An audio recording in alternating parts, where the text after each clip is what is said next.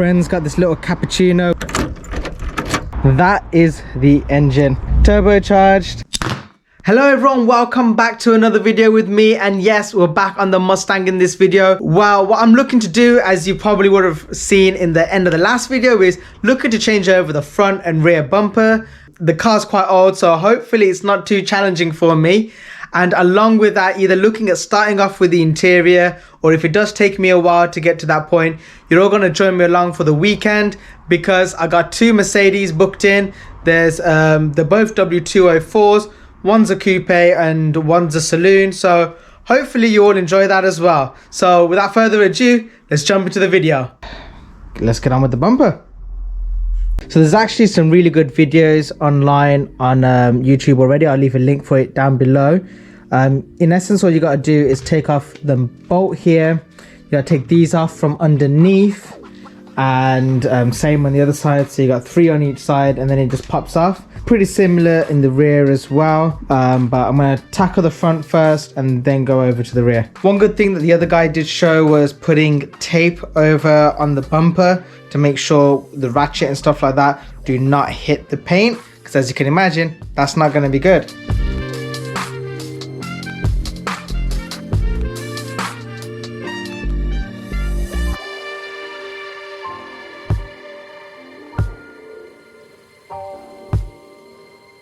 So I thought I'd show you a little bit of a predicament I've fallen into. So on the sides, you got the little brackets that are basically held on this with one of the bolts. Where is it? It's this one. So it goes through. But this bolt that kind of sits on the bumper side and goes and holds it onto this bracket. Well, on the passenger side on this car, because it's left-hand drive, that snapped on me. I've got the one side from the driver's side now. I'm gonna go to a local bolt shop to see if they have something similar tomorrow. They're gonna be closed now, unfortunately.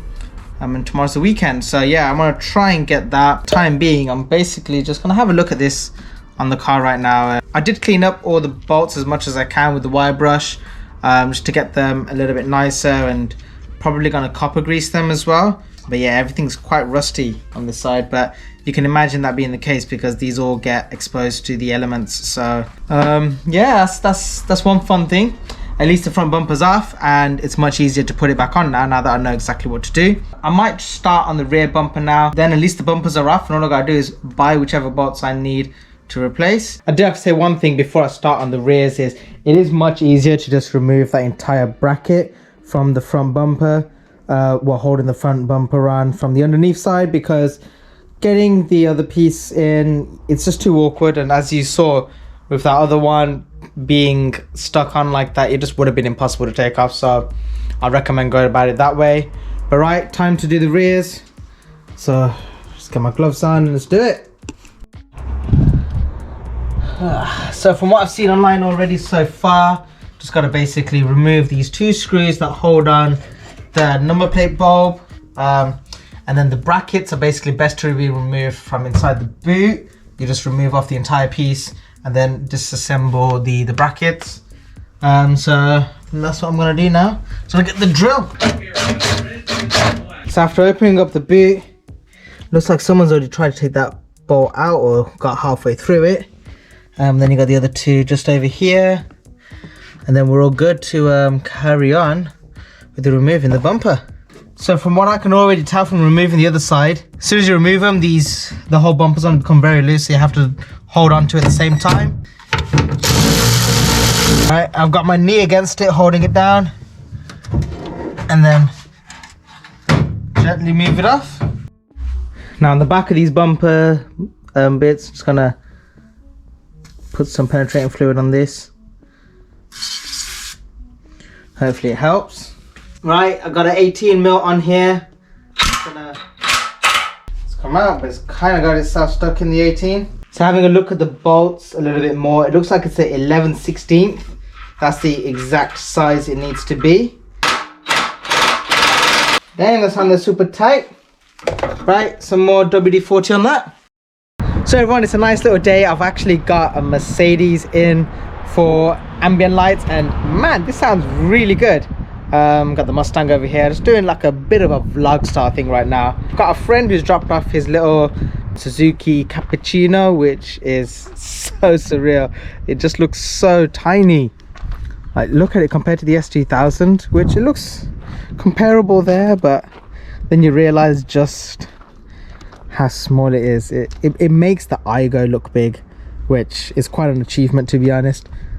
Literally a pocket rocket. I thought that was a pocket rocket, but no, this is on a whole new level.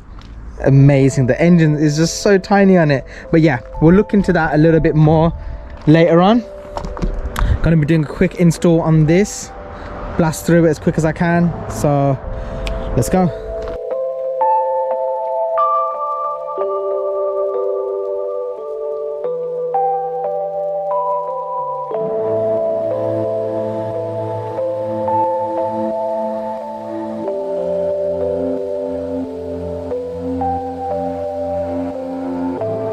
So everyone, the car's basically done, and as you can see, it's daytime, so the lights won't be fully visible. I've been boiling in this heat, and thank you. That was Trev. You can kind of see the lights coming through at the moment, but obviously at night time. He also has his own YouTube channel, if you want to mention that now. Yeah, North Wales Bushcrafters. Always happy for viewers and subscribers, so yeah, give us a check. Yeah, so I don't know if you want to explain a little bit about what your channel's about. Well, my channel is basically, as it says, bushcraft, which is teaching people how to light fires in the wilderness, climbing mountains, and anything to do with the great outdoors. And it's really sunny here, perfect weather to be outdoors. So basically, if you want to be your own version of Bear Grylls, get in touch. That's it, yeah. Here's a key back. Oh, cheers, Tom. But yeah, it's been a very fun, eventful day. Fairly stress-free, because I was telling the owner, it feels like as though no one's ever touched it before, so it was really nice to get on with it all. Yeah, if you can please, you got to hear this. There's a 2.5 diesel.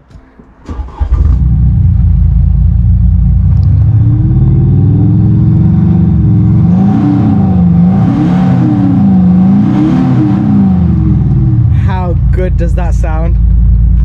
I can't believe it. That's impressive.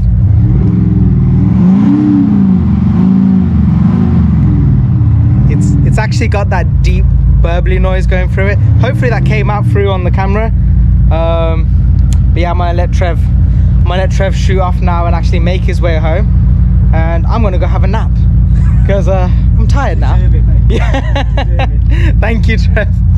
I know I'm following up from the last part of the video, but it's the next day. Got another C-Class W204. This one's a saloon. I gotta say, this looks so good in white. It's gonna be really nice to work on this car. I can tell just from how clean they kept it. Yeah, they got a really nice combination for the interior. It's like half leather, half Alcantara.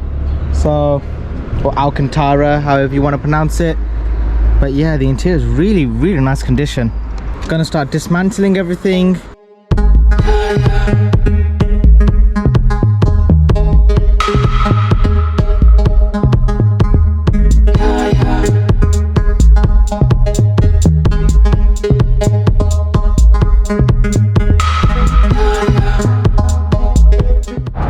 Right, it's been about 4 to 5 hours, I would say. Managed to get the C-Class done, which is perfect. Ooh. Evo, nice. I genuinely feel like this is the best install I've done so far. It's kind of been helpful doing the same car 2 days in a row. The way the owner of this car wanted it, he wanted it a bit more discreet, subtle, so it's not going all over the dash, it's just in the center console part, and then the doors. So it's too bright to show you what it would look like at night, but I'll show you what it looks like during the day. And it is so discreet. With the car lights off, you can hardly tell that it's on the dash, you know, and the way it all looks, I'm pretty pleased with it all. So I didn't do a full video on the installation of this because I have done it before, but I just thought it would be nice to do something of a video like this where I'm showing you guys a little bit more of my weekly life. Then we've got the keys to the Cappuccino.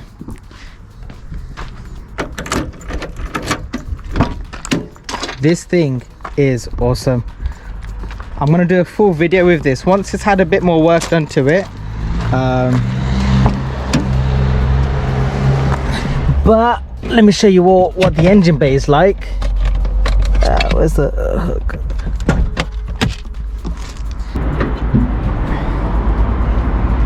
Woo-wee.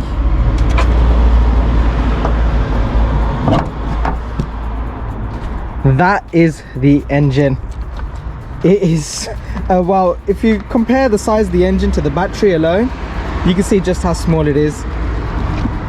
Let's see if I can show you all. That's my arm. Yeah, it's so small. 660cc, turbocharged, and it sounds awesome.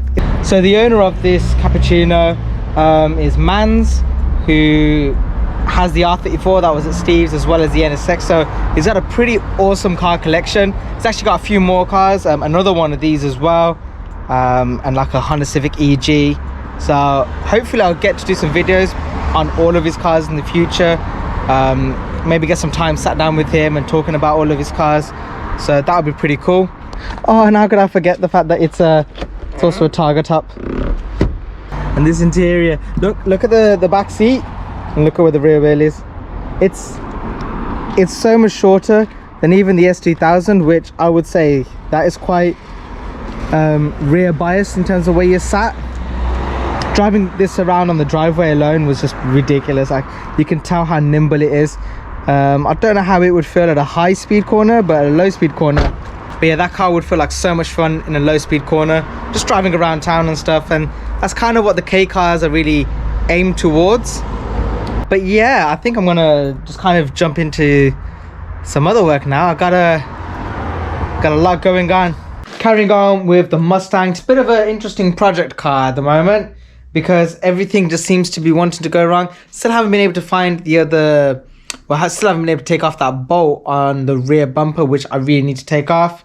I think I gotta basically but slightly work the bolt so that I can get that bracket off, which is really annoying. Would have been so much easier if that just came off. And then following on from that, be able to start on the ambient lighting. I just want to get that done, get those 2 bolts that I need, and then I can carry on with the interior.